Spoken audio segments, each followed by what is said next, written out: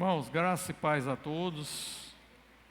Estamos iniciando mais um momento de culto e adoração a Deus, pelos grandes feitos que Ele tem proporcionado a nós.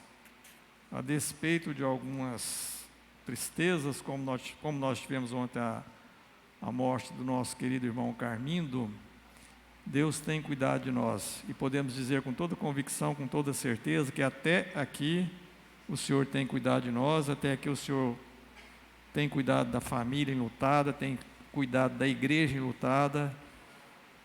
Tivemos outras perdas também de pessoas bem próximas a nós, como o presbítero Otiniel, que já fez parte da presbiterato dessa igreja.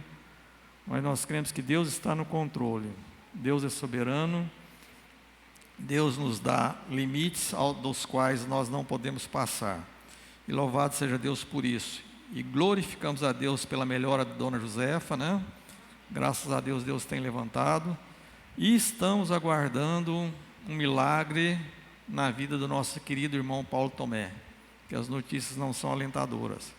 Mas mesmo assim, seja na doença, seja na tristeza, louvado seja Deus. Deus sabe de todas as coisas e sabe o melhor para nós, para a igreja, para cada um de nós. Então vamos nessa perspectiva, nesse olhar. Vamos então invocar a presença do nosso Deus no nosso momento, não que Ele não esteja aqui, que Ele sempre está conosco, em todo e qualquer lugar, mas vamos ler Efésios, a carta de Paulo, a epístola de Paulo aos Efésios, capítulo 1, dos versos 3 ao verso 6. E assim nós damos então início à nossa celebração do culto de adoração a Deus nessa tarde, nessa noite. Diz assim a palavra de Deus: Bendito Deus e Pai de nosso Senhor Jesus Cristo, que nos tem abençoado com toda sorte de bênçãos espirituais nas regiões celestiais em Cristo, assim como nos escolheu nele antes da fundação do mundo, para sermos santos, irrepreensíveis perante Ele em amor, e nos predestinou para Ele, para a adoção de filhos por meio de Jesus Cristo, segundo o beneplácito da sua vontade, para o louvor da glória da sua graça, que Ele nos concedeu gratuitamente o amado. Então, bendito Deus e Pai de nosso Senhor Jesus Cristo, que nos tem abençoado com toda sorte de bênçãos. Vamos orar. Pai, nós louvamos Teu grandioso nome.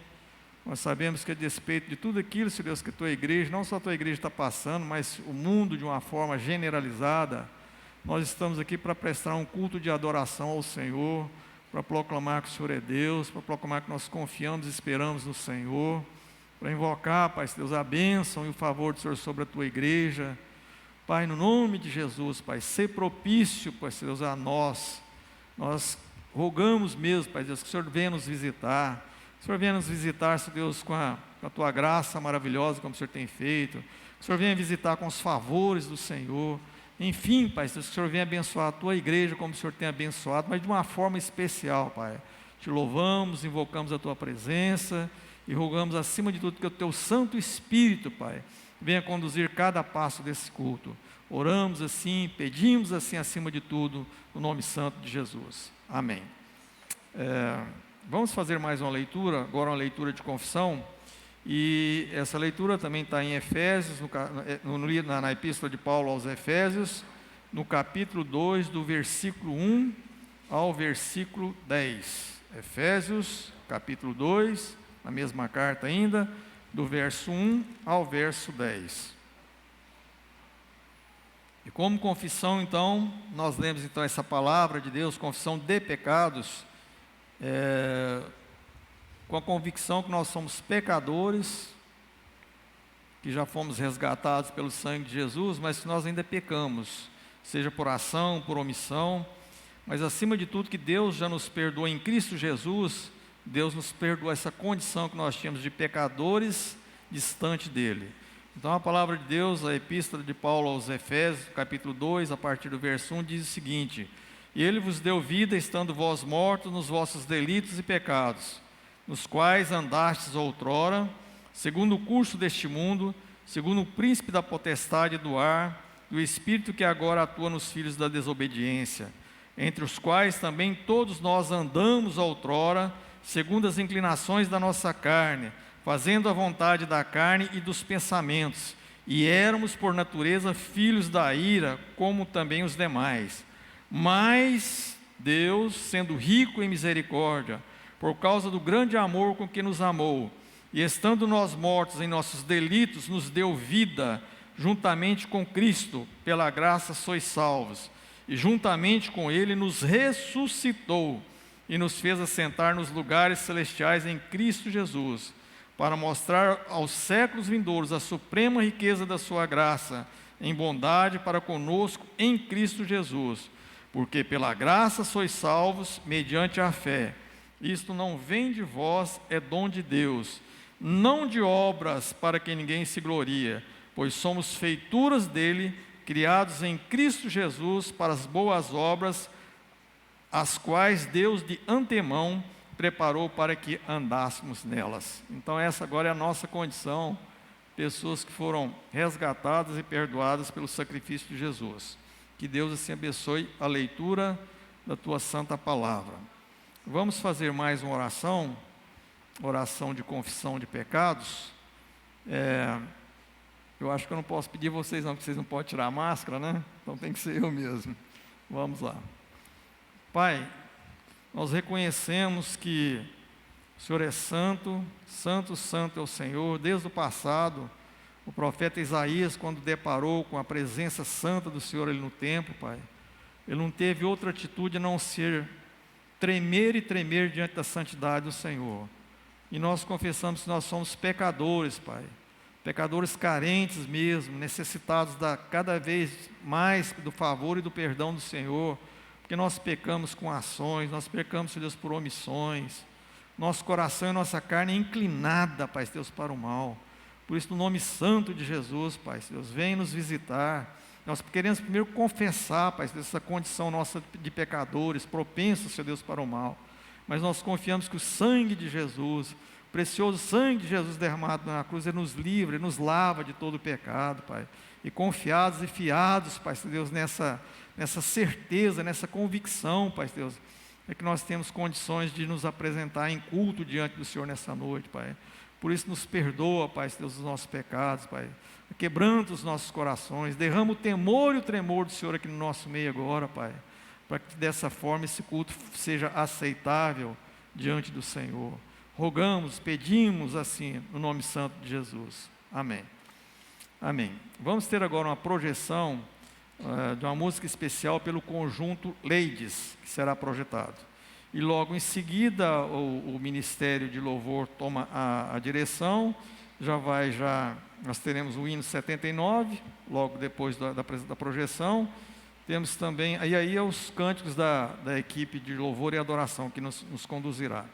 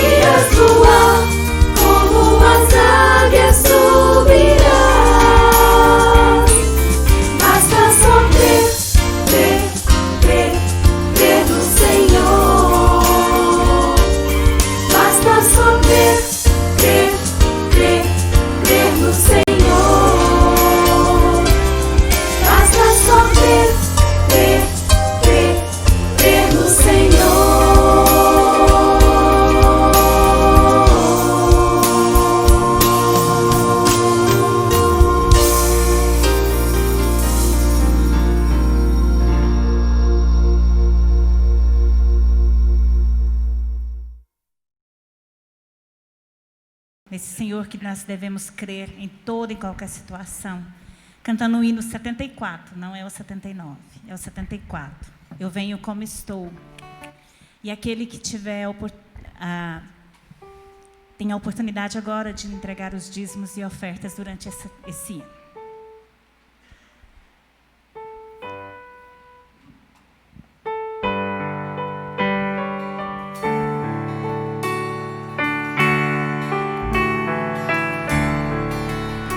Jesus, Senhor, me chego a ti, a ira santa mereci, o teu favor estende aqui, aceita o pecador.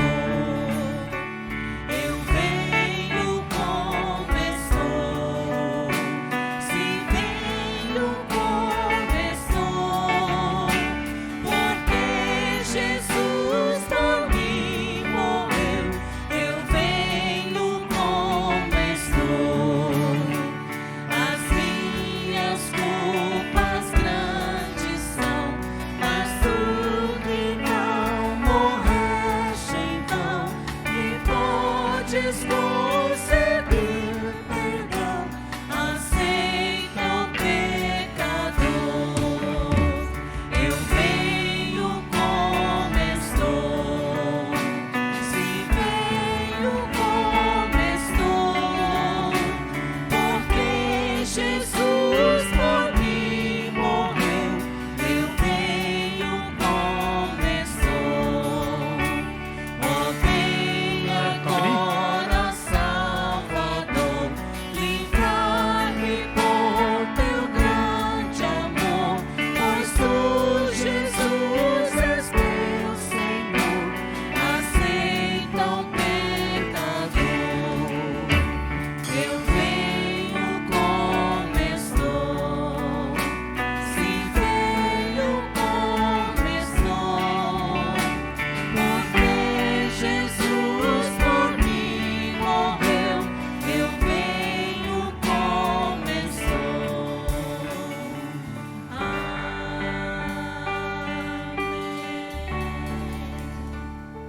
Amém. Assim como nós estamos, a gente vem exaltar o nome do Senhor nesta noite, amém? Que o Senhor continue dando a graça, derramando o teu poder sobre a vida de cada um que está aqui nessa noite. Vamos ficar em pé e continuar adorando ao Senhor. Aleluia. Vamos estar exaltando esse Deus. Jesus que veio, que morreu, que deu a vida e através dessa graça, dessa bênção, nos tem sustentado, nos tem fortalecido dia após dia.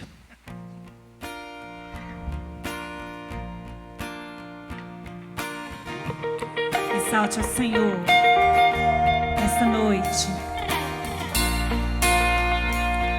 Com palmas.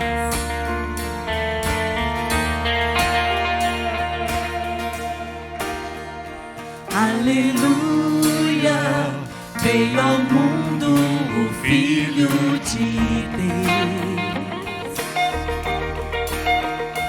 Aleluia, veio a vida e a morte vencer. Aleluia, a luz resplandeceu. Aleluia, o amor renasceu. Aleluia, perfeita expressão de Deus. Exaltamos Jesus, nosso Rei.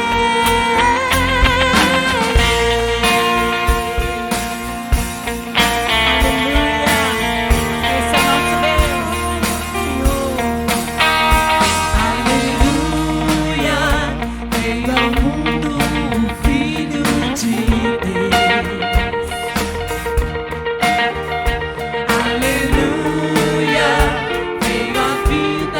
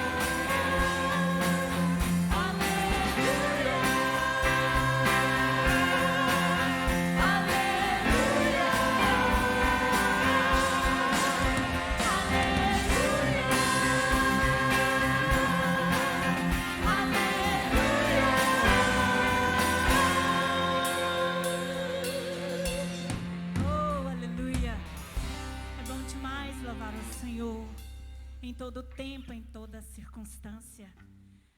É bom louvar o Senhor e cantar a bondade dEle para sempre, amém? Dos montes correm para o mar, teu rio de amor por mim. Eu abrirei a minha voz, e abrirei a minha vida, abrirei os meus sentimentos, deixando a tua paz, a tua cura, a tua misericórdia entrar. Aleluia.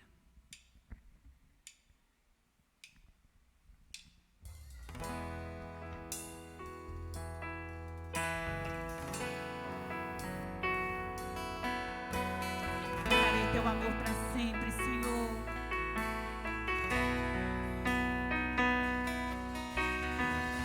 Os montes correm para o mar, teus rios de amor por mim. Eu abrirei meu coração, deixando a tua paz entrar. Me alegro por te pertencer, levantarei as minhas mãos. O teu amor me alcança e me faz louvar-te. Cantarei teu amor pra sempre.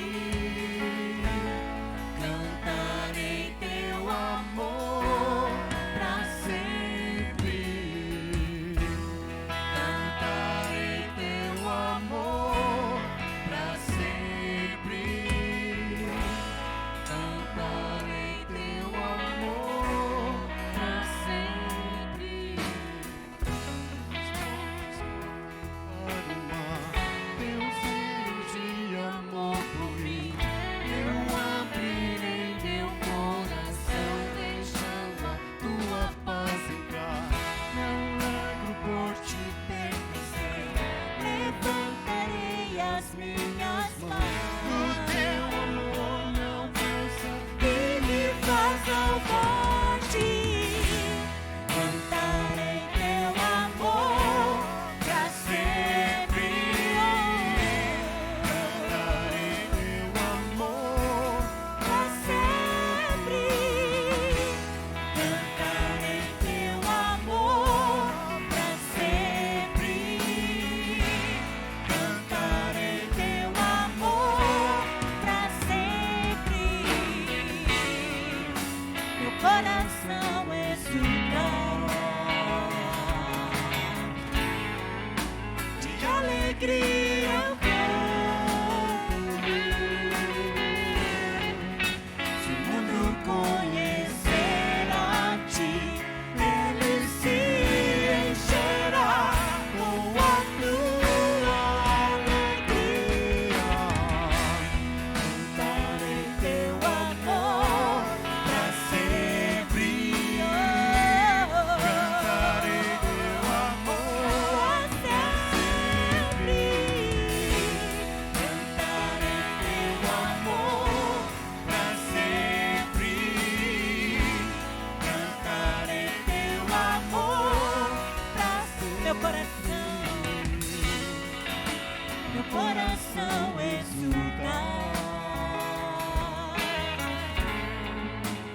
de alegria eu canto.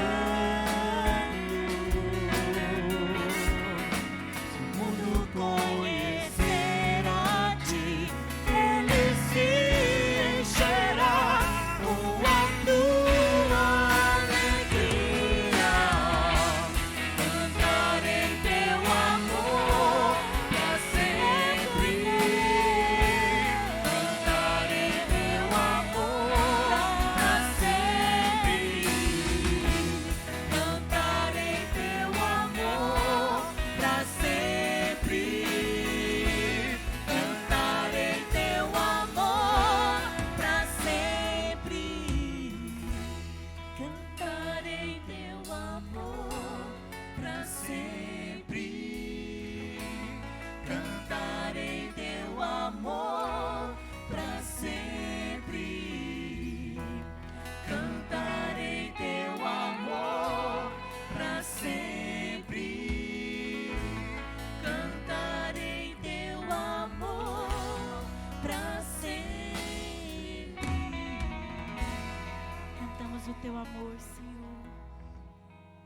Sabemos que são dias difíceis. Sabemos que só pela tua graça, só pela tua misericórdia, que nós estamos nessa noite aqui cantando e louvando o nome do Senhor. Fortalece a tua igreja, Pai. Fortalece os corações, porque nós cremos em Ti, Senhor. Nós cremos totalmente no Senhor. Em Tuas mãos descansarei, meu coração Te entrego. Meu mundo está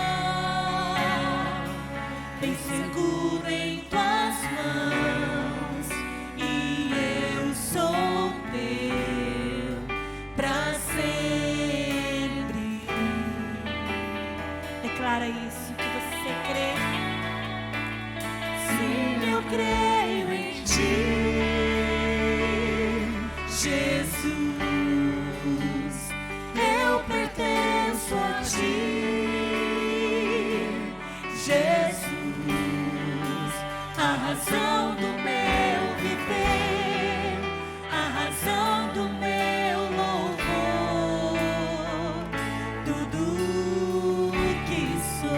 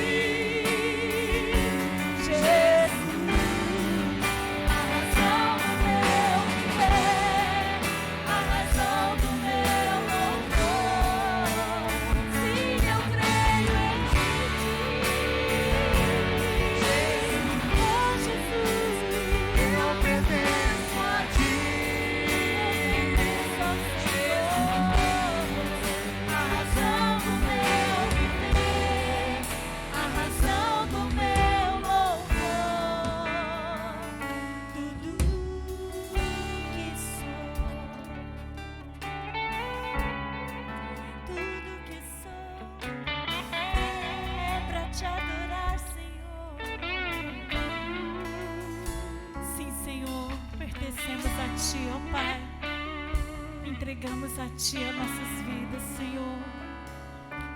Seja conosco, ó Pai. Tem misericórdia de nós. Recebe a nossa adoração, ó Deus. E continue falando conosco, ó Pai. Venha estar consolando, derramando o bálsamo sobre os corações daqueles que necessitam nessa noite. E que o Senhor, ó Pai, possa ser exaltado através das nossas vidas. Nós te adoramos e nós te exaltamos. Em nome de Jesus. Amém.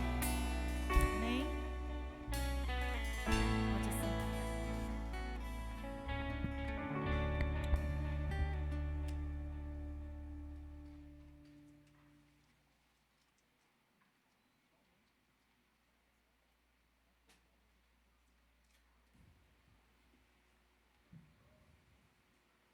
Ok. Amém, irmãos. Louvado seja Deus pela nossa equipe de música, louvor e adoração a Deus. Vamos então ministrar a palavra nessa noite. Eu convido os irmãos e irmãs que abram suas Bíblias no Evangelho segundo Mateus, no capítulo 14, versos 22 ao 33. Evangelho segundo Mateus, capítulo 14, dos versículos 22 ao versículo 33.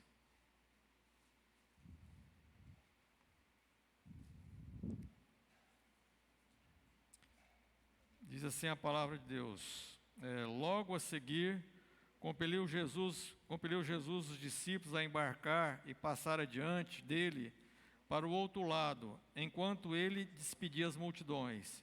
E despedidas as multidões, subiu ao monte a fim de orar sozinho. Em caindo a tarde, lá estava ele só. Entretanto, o barco já estava longe, a muitos estádios da terra, açoitados pelas ondas, porque o vento era contrário. Na quarta vigília da noite, foi Jesus ter com eles, andando por sobre o mar. E os discípulos, ao verem-no andando sobre as águas, ficaram aterrados e exclamaram: é um fantasma! E tomados de medo, gritaram. Mas Jesus imediatamente lhes falou: tende bom ânimo, sou eu, não temais. Respondendo-lhe Pedro disse: se és tu, Senhor, manda-me ir a ter contigo por sobre as águas. E ele disse: vem. E Pedro, descendo do barco, andou por sobre as águas e foi ter com Jesus. Reparando, porém, na força do vento, teve medo e começou a submergir. Gritou: salva-me, Senhor. E prontamente Jesus,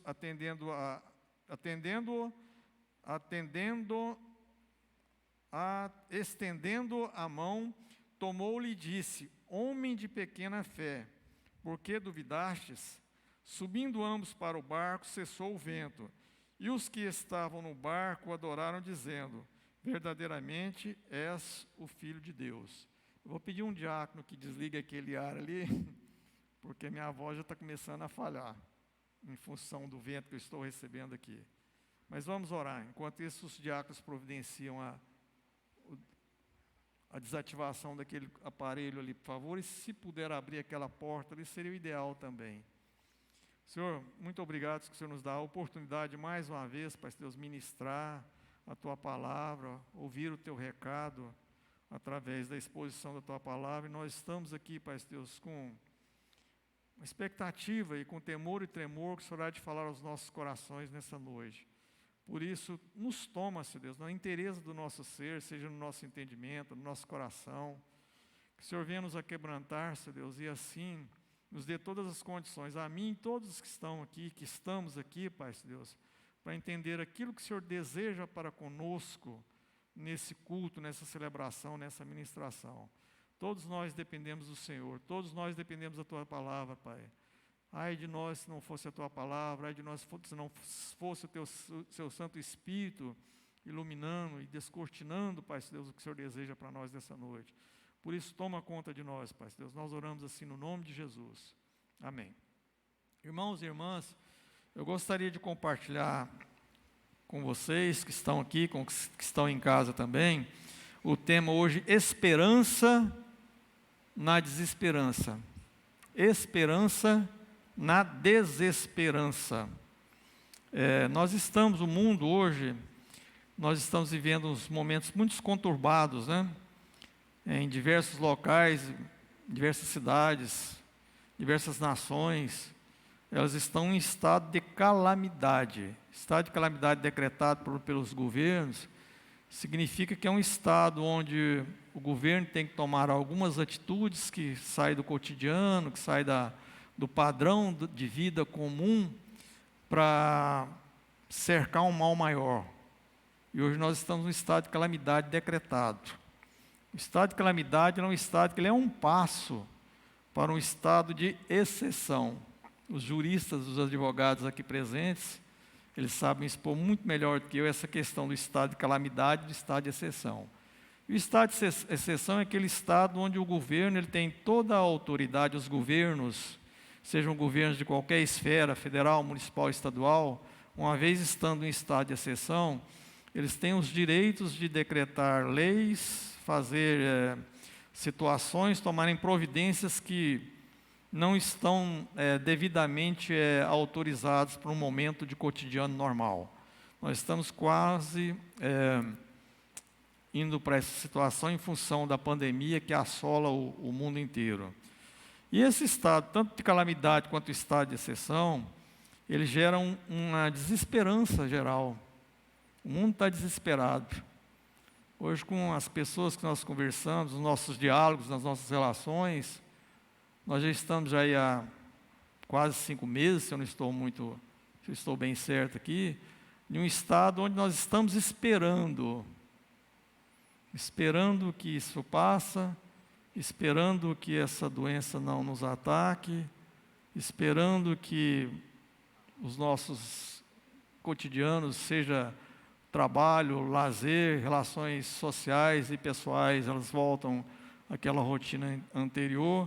Então nós estamos em estado de esperança e muito mais de esperança, de desesperança em algumas situações, né? Isso é o estado que nós estamos vivendo, a situação que não só nós que estamos aqui na igreja, como aqueles irmãos e irmãs que estão nos assistindo aí nos seus lares, nós estamos vivendo então essa desesperança geral. É uma desesperança geral. E o texto que nós vamos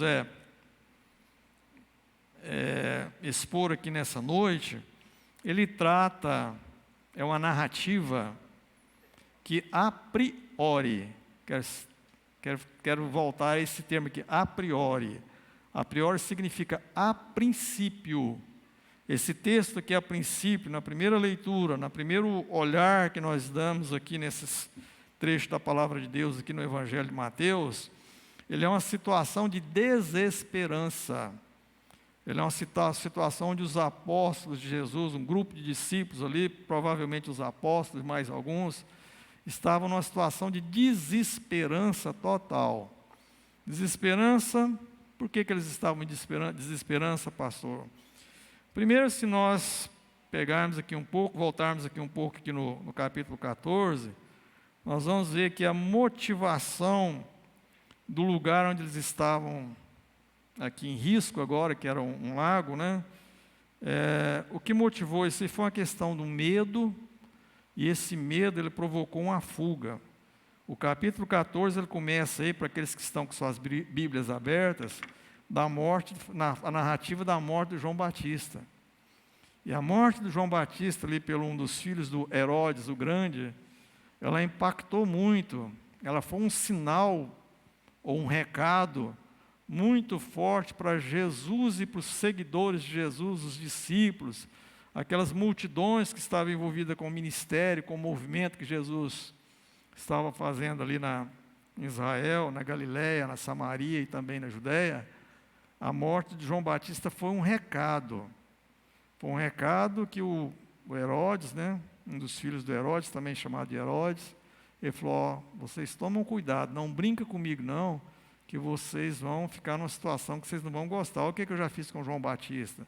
Já ofereci a cabeça de João Batista para uma pessoa que me pediu. E João Batista era primo de Jesus. Então, era uma situação de medo, uma situação de uma aparente fuga, né? uma aparente fuga daquele momento. Que tanto é que no versículo 13 começa a falar que Jesus retirou ali daquela situação, Jesus retirou ali da Galiléia, onde João Batista foi assassinado. Jesus retirou-se daquilo ali. Que ainda não era o tempo de Jesus confrontar essa situação que era desnecessário confrontar agora. Jesus tinha mais coisas para fazer ainda. O ministério dele aqui não tinha terminado, então Jesus retirou-se daquele problema lá, juntamente com os seguidores dele. Então retirou-se, né? Mas, em relação aqui aos discípulos, no versículo 22, onde nós começamos a nossa exposição aqui, fala de uma separação forçada. Uma separação forçada, onde as primeiras palavras aqui do versículo 22, fala que logo a seguir, compeliu os seus discípulos, a embarcar e a passar adiante do outro lado ali de onde eles estavam, que era o lago de Genezaré, lago de Tiberíades, ou o mar da Galiléia, que é o mesmo local, né? Então Jesus forçou. Compelir significa quase que expulsar. Jesus pegou aqueles discípulos e falou: passa na frente, vai embora daqui, que eu vou continuar aqui um pouquinho. Eu ainda tenho algumas coisas para fazer aqui, mas vocês pegam um barco e vai para o outro lado. Eu não quero que vocês fiquem aqui não. Isso depois da multiplicação dos pães, e depois também dessa questão aqui da morte do João Batista. Então, a princípio, isso é importante que eu estou falando para vocês, irmãos que estão aqui em casa também, para a gente entender essa questão do que é essa desesperança a princípio aqui. Então, Jesus manda os seus discípulos para outra margem, para o outro lado ali do lago, e aqueles discípulos, aí é que começa o problema. E aí que começa a questão da desesperança, né? Jesus sempre esteve junto com os seus discípulos.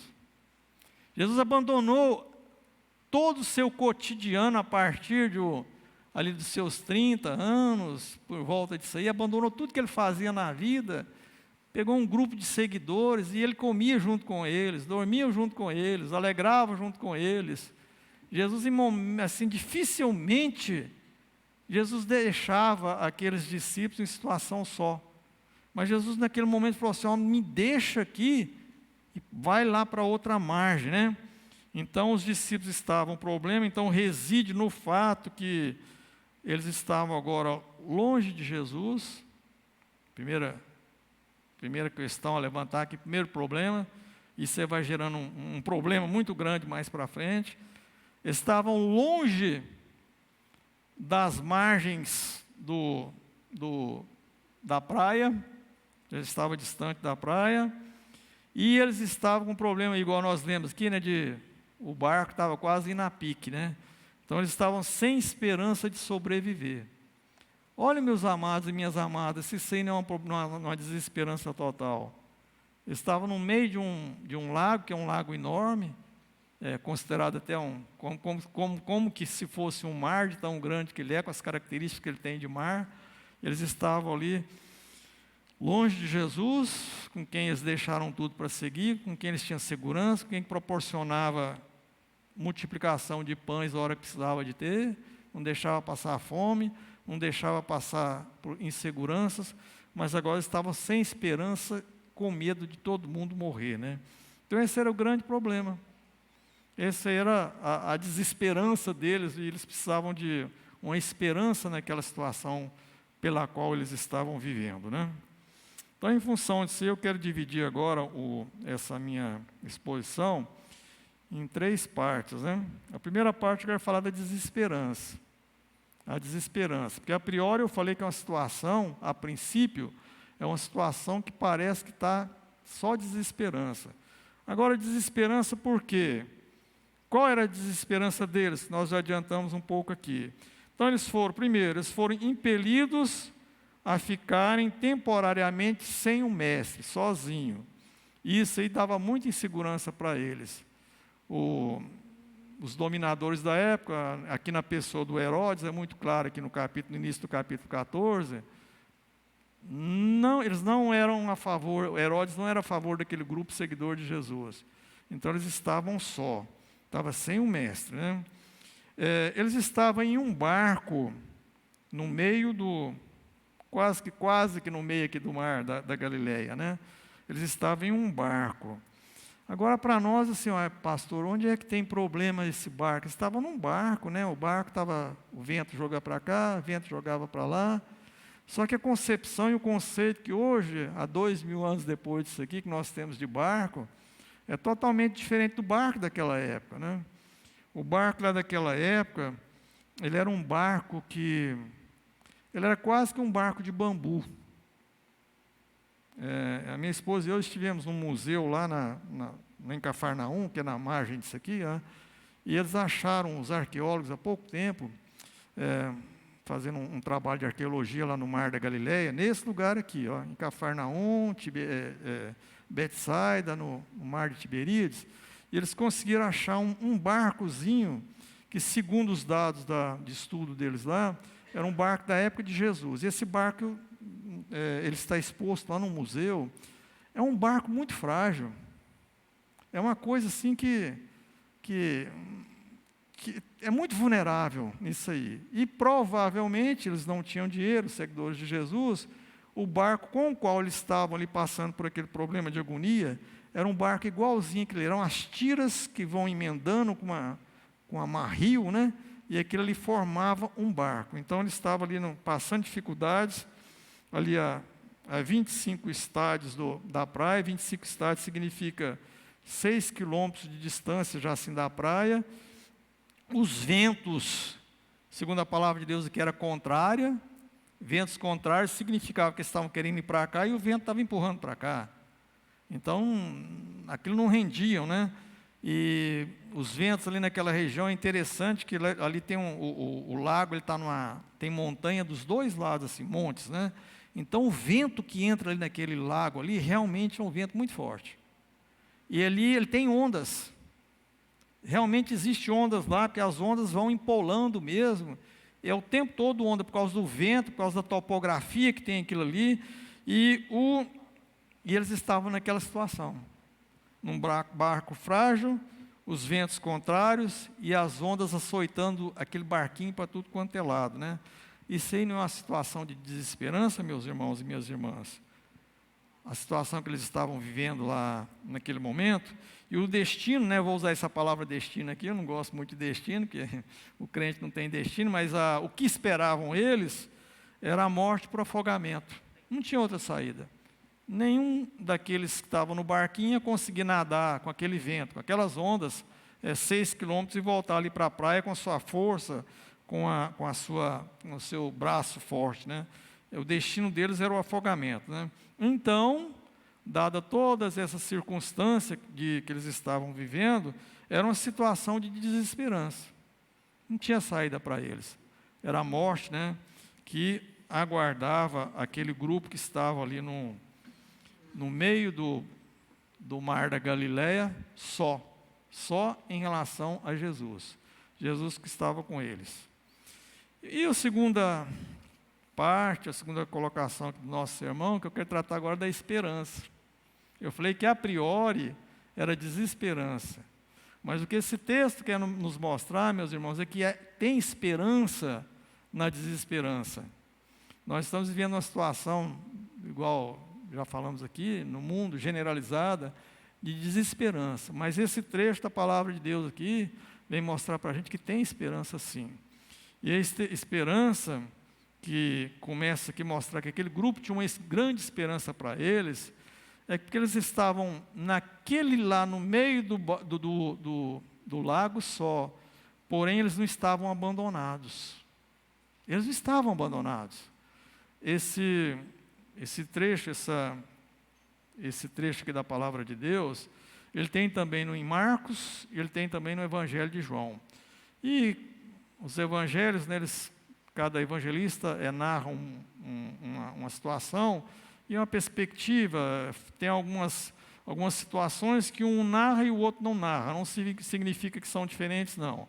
São escritos que foram utilizados, endereçados cada um para a comunidade. Cada comunidade teria que ter uma uma situação a ser tratada, né? Mas lá em Marcos fala que Jesus subiu aos montes. Eu falei aqui que aquele lago tem um monte daqui, tem monte dali. Jesus, quando despediu, quando impeliu, quando Jesus falou que vocês vão na minha frente, Jesus subiu no monte para orar. E a palavra de Deus fala que quando, lá em Marcos, fala que quando que do monte, Jesus estava enxergando a dificuldade deles. Jesus estava vendo que eles não estavam dando conta, que não adiantava remar. Remar contra a maré, né? Não tem um adágio popular que fala que remar contra a maré você não vai a lugar nenhum. Mas Jesus viu aquilo ali, né? Viu que estava com grande dificuldade e não adiantava. Quanto mais eles queriam sair daquela situação, parece que mais eles se atrapalhavam, né? E eu já começo a trazer algumas aplicações para nós aqui, meus irmãos, nessa noite, né? Que Jesus, ele vê as nossas dificuldades. Em muitos e muitos casos, nós estamos pensando que nós estamos sozinhos, que Deus não está vendo o que está acontecendo, que Deus não é o dono mais da história. Nada disso, meus irmãos. Jesus está, olhando, vendo o que nós estamos passando, né? Ele está vendo a nossa carga, Ele está vendo a nossa dificuldade, né? E esse estado de esperança, o que aconteceu, né? Jesus vai, diz também a palavra de Deus, que Jesus vai ao encontro. Jesus foi o encontro deles na quarta vigília da noite. Pois bem, então primeiro aqui, Jesus vai ao encontro. Meus irmãos, Deus sempre vai ao encontro do homem.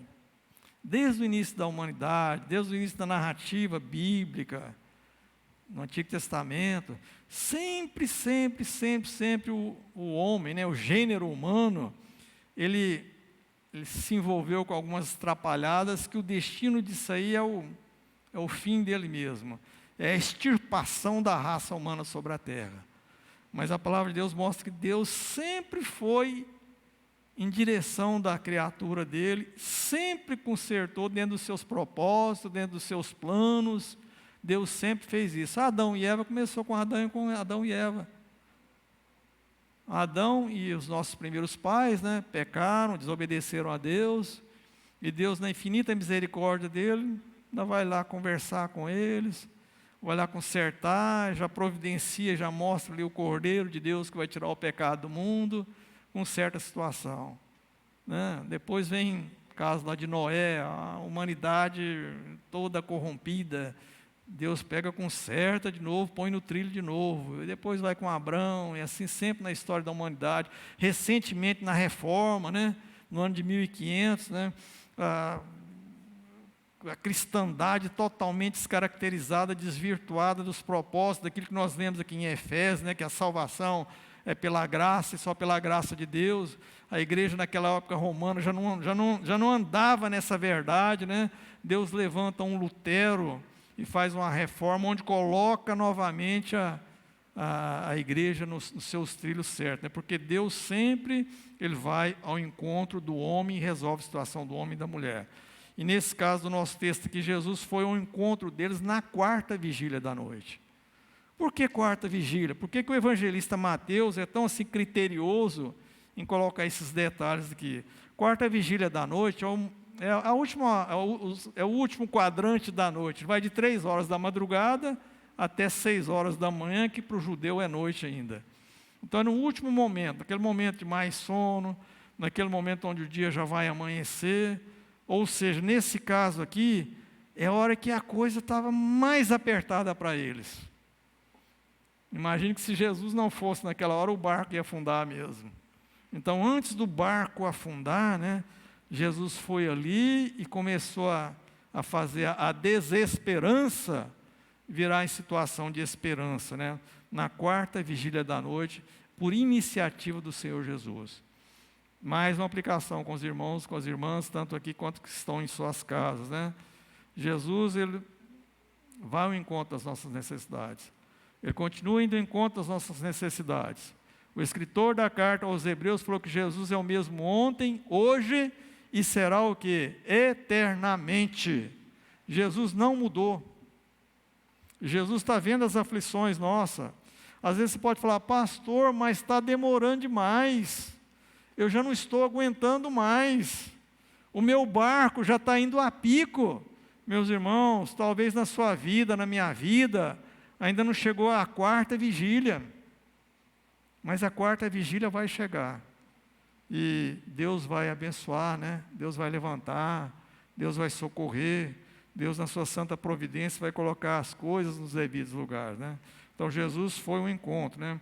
Jesus sobe no barco. Quando Jesus sobe no barco, a desesperança acaba. Por quê? Porque a esperança, o que estava em jogo ali era a vida deles. Era a vida deles que iam sucumbir, se Jesus não tomasse aquela iniciativa de ir até eles, né? Porque Jesus é a vida, meus irmãos. Né? A palavra de Deus mostra claro que Jesus é a vida. Jesus, desde a criação, né? A nossa vida, nós tivemos vida porque na criação Jesus já estava ali junto com Deus Pai e Deus Espírito Santo, foi Ele que nos deu a vida para nós. Jesus preserva a vida. E no Evangelho de João, com relação à ressurreição, Jesus fala que eu sou a ressurreição e sou a vida. Jesus é a vida. E Jesus, então, a vida deles estava em risco, e Jesus, então, preservou a vida, porque deu esperança, e Jesus estava de novo com eles, com aquele grupo de apóstolos. Então, tem esperança sim, meus irmãos. Tem esperança sim. Se Deus quiser, tem esperança sim. Nosso Deus é o Deus da esperança sim, e nós não podemos entrar de forma alguma numa situação de negativismo, uma situação de desesperança. Eu começo com o lado ruim, mas sempre gosto de mostrar esse lado, que é a desesperança, né? Que tem esperança sim. E por último, eu achei aqui, eu entendo aqui que esse trecho aqui, ele nos leva a mais uma divisão aqui, e essa divisão é o seguinte, é um adágio bem popular, que fala que tamanho não é documento. É isso?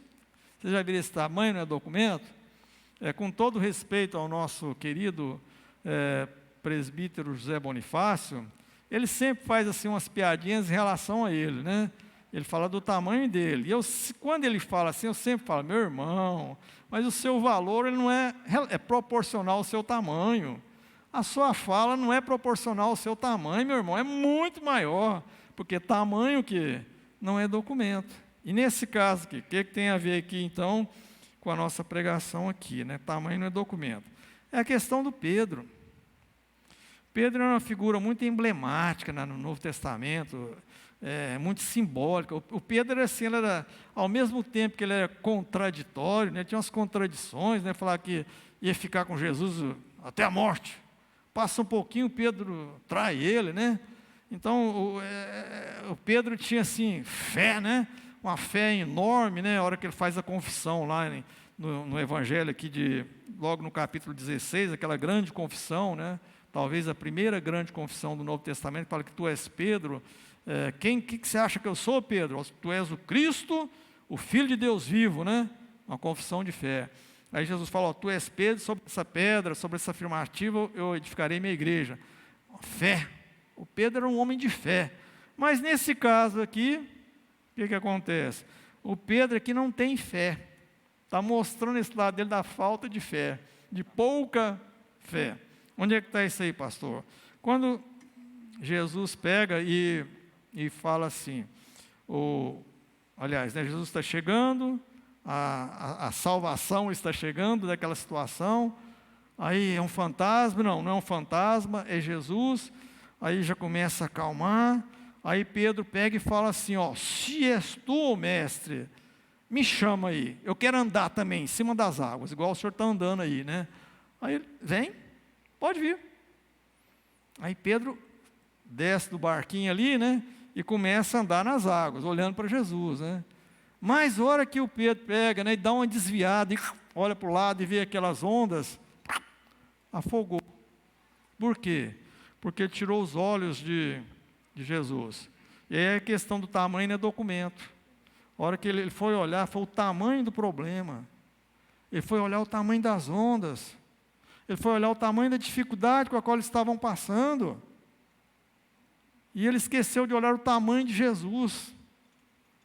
Ele esqueceu daquilo que Jesus tinha feito. Logo aqui, pegar o que aqui, 5 pães e 2 peixes e multiplicar, alimentar uma multidão de 5.000 pessoas. Aqui fala homens, viu? Mas as mulheres e crianças. Pedro esquecia facilmente dessas coisas aqui. Pedro não lembrava do tamanho que era o mestre dele. E nós estamos numa situação, meus irmãos, que nós temos que colocar isso em prática. O problema que nós temos para enfrentar nessa pandemia, ele é enorme. Há muito tempo na nossa história, aqui na história moderna, que eu acho que, com exceção da gripe espanhola, não teve uma pandemia com as dimensões igual a essa aqui. Mas o que é? Nós temos que entender que Deus é muito maior do que isso aí. Deus está nos livrando a despeito de muitas coisas. E Deus vai nos tirar disso aí, porque é na força dEle, é na misericórdia dEle que Ele vai nos tirar disso aí, né? Então nós não podemos olhar o tamanho do problema, né? Nós temos que olhar o tamanho do nosso Deus.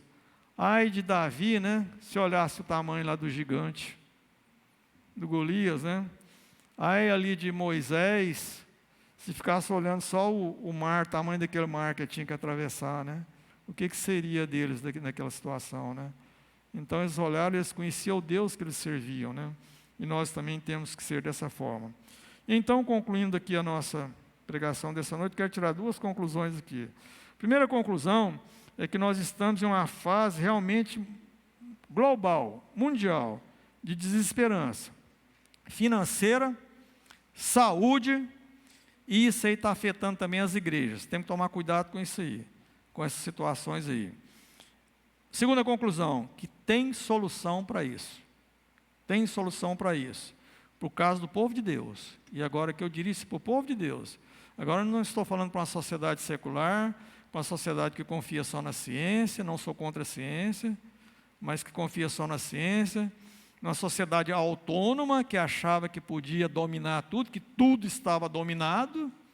Não era isso que nós estávamos vivendo há 6 meses atrás? Está tudo dominado. Nós nem precisamos de Deus mais. Ué, o homem tem toda a tecnologia, o sistema não vai parar, né? Então a solução, que isso não é a primeira vez, Deus sempre foi ao encontro do homem aflito, do homem que invoca, do homem que quebranta diante dele, e nós temos que crer por fé que Jesus está no comando do nosso barco. Jesus está pilotando nosso barco. E como aplicação, eu ainda quero fazer uma aplicação, e a minha aplicação, eu quero usar aqui 3 personagens, 3 situações, 3 categorias. Lá no Malaquias no Jeremias, né? Jeremias, ele foi o profeta da destruição de Jerusalém. E quando eu leio ali as Lamentações de Jeremias, ele logo no primeiro capítulo, que fala assim, como jaz, né? Destruída a cidade que outrora foi populosa, princesa das outras cidades, né? Exaltando assim, Jerusalém era uma coisa indestruível. Os muros de Jerusalém lá é um absurdo, de grande, de forte, não tem condições de ser destruída. E aquilo caiu tudo por terra, né? Então Jeremias, quando viu aquilo ali, ele teve uma contrição, ele teve uma dor, ele teve um sentimento tão profundo, é por isso que ele é chamado do profeta chorão, porque ele condoeu com aquela situação que ele vivenciou ali, da destruição de Jerusalém. E ele vendo tudo aquilo ali, no capítulo 3, versículo de 23 a 21, ele diz o seguinte: eu quero trazer à memória o que me pode dar esperança. Porque o que ele viu ali não tinha mais esperança do povo de Israel ser juntado de novo, não tinha mais esperança da cidade ser reconstruída de novo, e ele precisava de ter esperança, porque se ele não tivesse esperança, ele ia morrer, ele ia entrar numa depressão, numa tristeza tão profunda, que a vida dele seria um tédio, seria o fim da vida dele, né? E ele falava na oração que ele faz lá em Lamentação, eu quero trazer à memória o que me pode dar esperanças. E logo em seguida, isso é no versículo 21, no versículo 22, ele começa, então o que pode dar esperança? E ele faz aquela continua, né? As misericórdias do Senhor são a causa de não sermos consumidos, porque as suas misericórdias não têm fim, renova-se a cada manhã. Então, primeira coisa, meus irmãos, como aplicação, nós temos esperança porque nós temos a misericórdia de Deus. Eu creio que umas duas situações que nós lemos aqui, no Novo Testamento, lá na carta, na Epístola a Efésios, está lá a palavra misericórdia. Misericórdia é aquela situação onde Deus olha para nós, independente da nossa situação, Ele tem misericórdia da gente. E essa misericórdia no Novo Testamento, eu gosto de citar muito um exemplo de uma misericórdia, uma aplicação da misericórdia, é no caso do cego Bartimeu. Cego, mendigo, sentado na porta de Jericó, escória da sociedade, sem nenhuma perspectiva, um traço, monturo, não valia nada para a sociedade. Quando ele vê Jesus passando, ouve Jesus passando, Jesus, filho de Davi, tenha misericórdia de mim. Jesus teve misericórdia dele. E a vida dele, com certeza, ela mudou. Então, o que nós temos que trazer à memória nesses momentos que nós estamos passando? Primeiro, que nós temos a misericórdia de Deus a nosso favor. Segundo aqui, a aplicação, que nós temos a compaixão de Jesus. E para isso aí eu invoco, eu chamo, eu coloco aqui a questão da viúva de Naim, que os irmãos e as irmãs, tanto daqui quanto que estão em casa, conhecem muito bem a história, a narrativa da viúva de Naim. Aquela viúva perdeu o seu único filho, numa sociedade excessivamente patriarcal, onde a mulher não tinha valor nenhum, que com a morte daquele único filho, o futuro dela seria um futuro totalmente incerto. Provavelmente ia virar uma escrava, uma situação pior do que isso aí. Mas Jesus, quando viu aquela viúva, saindo da cidade de Naim, com seu único filho, chorando, a palavra de Deus lá em Lucas, agora eu estou em dúvida se é Lucas ou Marcos, depois vocês conferem, fala que Jesus teve compaixão dela, mandou parar aquele cortejo fúnebre, orou, e o menino ressuscitou, porque ele teve compaixão daquela viúva. E nós, nesse momento, irmão, nós temos também a compaixão de Jesus sobre as nossas vidas. E por último, nós temos o consolo do Espírito Santo. É a última aplicação, é o consolo do Espírito Santo. Nós temos a promessa, na palavra de Deus, que Ele ia derramar o Espírito sobre a igreja. O Espírito hoje não mora nos nossos corações, Ele é que nos consola, Ele é que nos conforta na tristeza, Ele é que nos dirige. Então nós temos o que? O consolo do Espírito Santo, a presença espiritual do Espírito Santo nos corações dos crentes e na igreja como um todo. Então que Deus nos abençoe, meus irmãos, e nós temos esperança sim, porque a nossa esperança está no Senhor Jesus. Amém? Louvado seja Deus. Vamos orar. Pai, muito obrigado, Deus, porque o Senhor é a nossa esperança, o Senhor é o nosso socorro bem presente em toda e qualquer tribulação.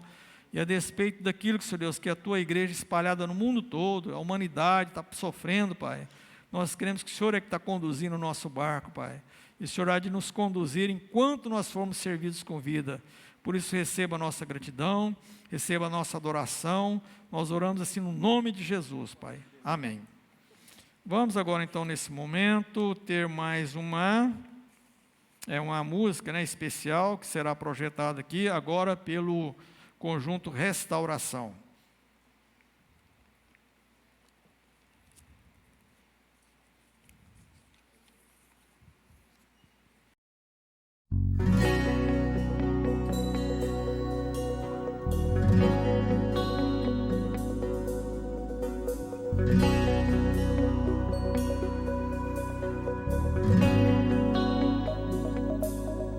O sacrifício, o sangue deu, como o cordeiro, Cristo morreu. Quando o pecado separou, seu sacrifício me livrou.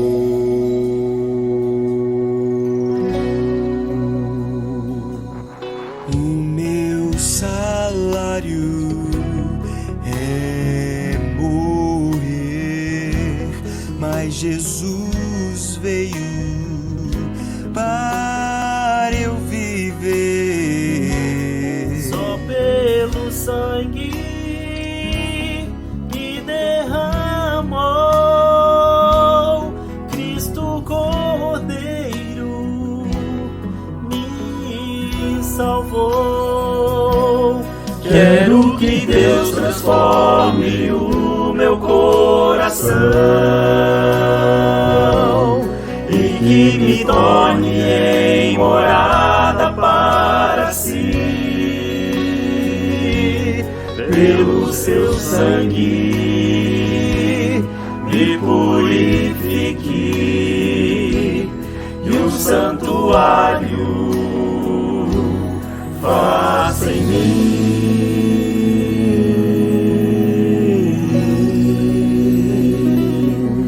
Um santuário Deus formou, que há muito tempo Ele habitou e entre seu povo, e hoje enfim quer ser presente junto a mim.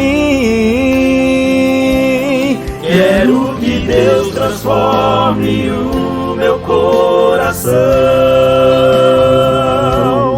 e que me torne em morada para si. Pelo seu sangue me purifique e o santuário faça em mim. Quero que Deus transforme o meu coração e que me torne em morada para si. Pelo seu sangue me purifique e um santuário faça em mim, e um santuário faça em mim.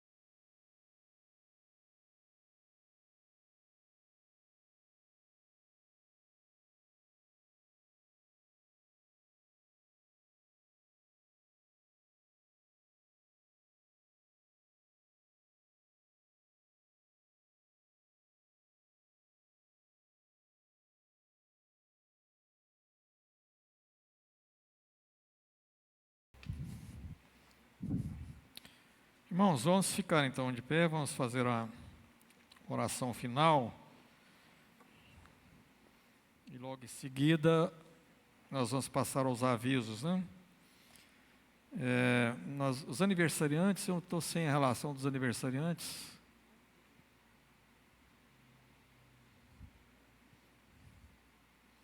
Tem lá? Tá ali, ó. Walter de Freitas, Maria Helena. Esse é para essa semana, a próxima semana, né? Nós estamos antecipando, né? É isso, né? Walter de Freitas, Maria Helena, Maria Fernanda. Quem tiver, acho que vem até aqui, por favor, é isso? Por gentileza, vem até aqui à frente. Desses irmãos, é Aline, Monique, Ana Luísa, Stephanie, Igor, Walter Vantuíli, Joana Felipe, Zelma Maria.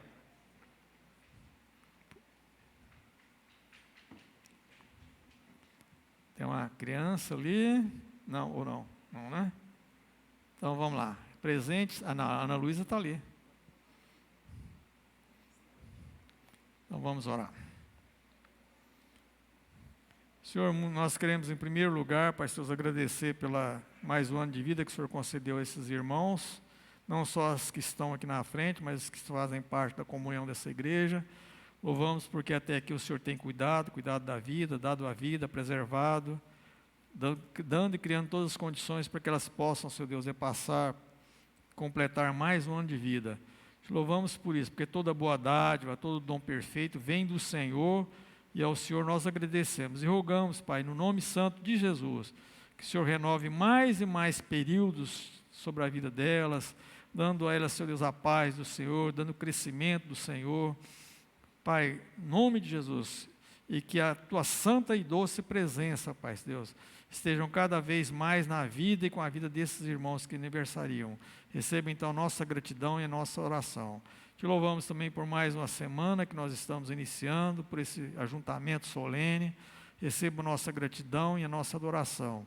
E nos dê uma semana, Pai Deus, abençoada. Colocamos nas Tuas santas mãos as pessoas enfermas também, Pai, no nome de Jesus, Pai. O Senhor esteja abençoando, Pai Deus. O Senhor esteja operando o milagre do Senhor. Nós te agradecemos por aquilo que o Senhor já fez, mas nós, como filhos do Senhor, Pai Deus, nós queremos colocar a vida da dona Josefa, agradecer, Senhor Deus, pelas melhorias que nós já temos recebido, Pai.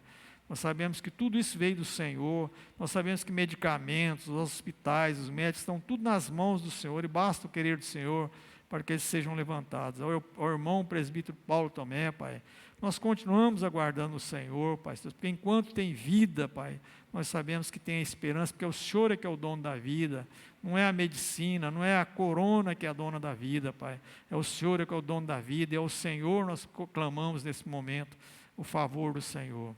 Pai, mas acima de tudo, que a Tua vontade seja feita, como é feita, Pai. Nós aguardamos e confiamos na Tua bondade, na Tua santa vontade, Pai. E agora, igreja, que o Senhor te abençoe e te guarde, que o Senhor faça resplandecer o seu rosto sobre ti, e tenha misericórdia de ti, que o Senhor sobre ti levante o seu rosto e te dê a paz, que a graça do nosso Senhor Jesus Cristo, que o amor de Deus do Pai, e as santas consolações do Espírito Santo, esteja com os amados irmãos aqui, e toda a igreja do Senhor Jesus espalhada pela face da terra, em nome de Jesus, amém. Boa semana a todos. Agora eu vou passar para o reverendo Renan, ele vai trazer alguns avisos aqui para os irmãos.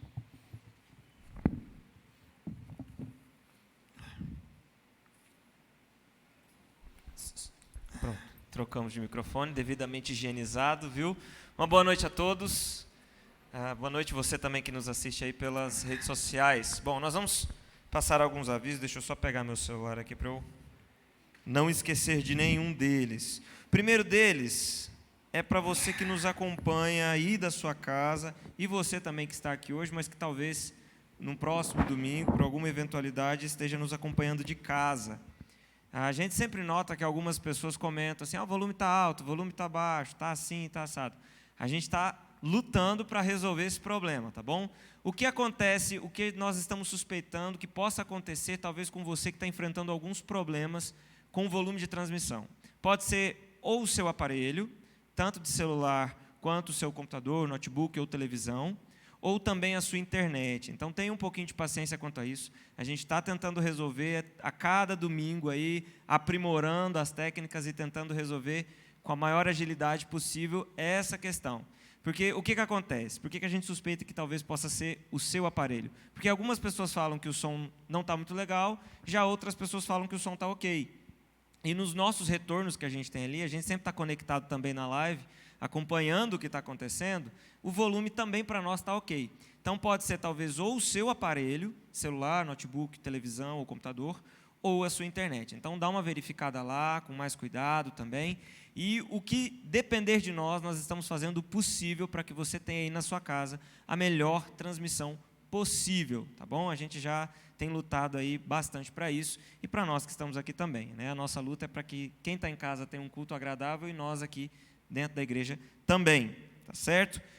O próximo domingo, nós retornaremos com a nossa escola dominical presencial para algumas turmas. Eu vou explicar melhor o que acontece. Algumas pessoas estão já com esse desejo de retornarmos também com a escola dominical. E nós estamos aí fazendo alguns testes. Então, nós vamos retornar apenas com a classe do templo, com os adolescentes, e os jovens acabam entrando de bandeja nesse retorno, porque 80%, 90% da minha classe, que é a classe dos jovens, é a classe que cuida, é o pessoal que cuida da transmissão. Então, eles acabam voltando também para nos ajudar aí com a transmissão. Aí vão permanecer online as classes de teologia e a classe dos casais. E as classes de crianças também, tá certo? Por que as crianças não retornam? Porque as nossas salas são muito pequenas, um ambiente muito fechado, para nós colocarmos as nossas crianças lá dentro. Então, acabaríamos colocando as nossas crianças em risco. Os casais também não voltam por quê? Exatamente por conta das crianças, tem que trazer, a maioria dos casais trazem seus filhos, e aí fica um pouco mais complicado. E a classe de teologia, ela está seguindo bem online, e os professores também acharam por bem não retornar. A classe do templo, que são alunos do pastor Saulo e do presbítero Bonifácio, esses retornam, a gente vai ter aula aqui no templo, e como se fosse o culto normal, mantendo o distanciamento social, de máscara, tudo como a gente faz durante o culto, higienizando os pés na hora de entrar, né, medindo aí sua temperatura com o termômetro, tudo como a gente faz no culto noturno. Os adolescentes se reunirão na classe lá em cima, que é a maior classe que tem, para também ter esse distanciamento social e tudo mais, certo? E os jovens vão cuidar da nossa transmissão, então fica tudo certo dessa forma. Só recapitulando então, para ficar bem gravado na memória de todo mundo. Voltaremos com a escola dominical domingo, mas a classe de casais e a classe de teologia permanece online via Instagram ou via Hangout, como tem feito a classe de teologia. Tá bom? Nós, a princípio, não teremos liturgia, será realmente a aula como a gente tem feito virtualmente. Depois, vamos fazer esse teste primeiro, aí a gente decide se vamos voltar com liturgia, equipe de louvor, tudo mais. Aí é um outro assunto para uma próxima etapa, ok? Qualquer dúvida que vocês tiverem, fiquem atentos aí ao grupo oficial da Igreja União, que vocês vão receber ao longo dessa semana as informações. Hora boa, horário 9h30, tá certo? Não será 9 horas como era presencialmente antigamente. Por quê? Porque as crianças têm o culto delas online às 9h. Então, a gente começa aqui presencialmente às 9h30, as demais turmas começam às 9h30 ou 10 horas, como é o caso da classe de casais também. Mas presencial, 9h30, tá certo? A costelada da UPH está aí pronto já no jeito. Então, enquanto vocês vão aprontando aí, eu vou dando outro aviso. Se você ainda não faz parte do grupo do WhatsApp oficial da Igreja União, converse com a Mônica. Tá? A nossa intenção é que todos os membros da igreja façam parte deste grupo. Todos os membros da igreja, que é o grupo por onde a gente vai te atualizar dessas coisas, como a gente acabou de falar aqui. Escola dominical vai voltar presencial, é por lá que a gente vai te avisar e dar as maiores informações. Coisas mais importantes no que diz respeito ao retorno, principalmente nesse contexto de pandemia, vai ser por lá que a gente vai avisar. O pessoal que já faz parte do grupo já viu que não é um grupo para a gente ficar batendo papo. Tanto que você provavelmente não terá acesso, não terá a oportunidade de enviar mensagens, você só vai receber. Só os administradores do grupo, que no caso somos eu, pastor Saulo e Mônica, é que podemos enviar mensagens no grupo. É um grupo estritamente para receber avisos e informações referentes a esse período de pandemia que nós estamos vivendo. Então é muito importante que você faça parte deste grupo, você que é membro oficial também da Igreja Presbiteriana União. Certo? Então, fale com a Mônica e a Mônica vai organizar isso para você. A costelada da UPH já está aqui, dia 12 de setembro, ao meio-dia, lá na marcenaria do Ilho. Valor R$20, você pode conversar com o nosso diácono Wagner, ele que está responsável aí por pegar a arrecadação, arrecadar esse dinheiro aí para a gente fazer essa costelada. Nós, da UPH, estamos querendo voltar com as nossas programações, claro, mantendo todas as medidas protetivas, distanciamento e tudo mais, à medida do possível. Tá certo? Os aniversariantes, nós já oramos por eles, os enfermos também, mas eu queria chamar aqui o pastor Maurício Tomé, para nós fazermos uma oração com ele. colocar também, chamar também a Sandra e o Marco também, para nós orarmos pelas famílias. São as duas famílias que nós temos clamado a Deus há muito tempo, há um bom tempo já. Ambos estão aí com seus queridos enfermos por conta da Covid-19. Dona Josefa, graças a Deus as notícias são boas. Pode subir aqui, que aí o pessoal lá em casa estiver melhor. Mas o seu Paulo, as notícias não têm sido muito boas e nós queremos clamar mais uma vez. Eu sei que o pastor Rubens já orou por isso, mas nós queremos orar mais uma vez, né, com vocês aqui em cima, e clamar ao Senhor em oração. Eu queria que você se colocasse de pé, você que está aqui conosco, e depois a gente já encerra o nosso culto. Deus querido, nós queremos colocar diante do Senhor mais uma vez a vida dos nossos queridos, da Sandra, do Marco, do Maurício, e colocar também a vida dessas famílias, ó Deus, que estão nesse momento tão difícil, com os queridos enfermos, pai, mãe, enfermos por conta da Covid-19. Nós cremos que o Senhor é o Deus Todo-Poderoso, o Deus da cura, mas cremos também que a Tua vontade é soberana, e nós nos humilhamos e nos rendemos a ela, reconhecendo que ela é boa, perfeita e agradável. O Senhor sabe que o nosso desejo é a cura, a nossa vontade é que os nossos queridos fossem curados de imediato, mas nós nos rendemos à Tua vontade e clamamos que o Senhor console o coração das famílias nesse período difícil que eles têm enfrentado. Abençoa, Deus, de maneira especial a vida da dona Josefa, a vida do seu Paulo Tomé, amenizando, ó Deus, o desconforto, as dores, os incômodos que eles têm sofrido diante dessa enfermidade, e cuida também das famílias representadas aqui pelo Maurício, pela Sandra, pelo Marco. Cuida, Senhor, consola os corações, sustenta-os com a Tua boa mão de poder. É assim que nós oramos em nome do Teu Filho Jesus. Amém. Meus queridos, que Deus abençoe, viu?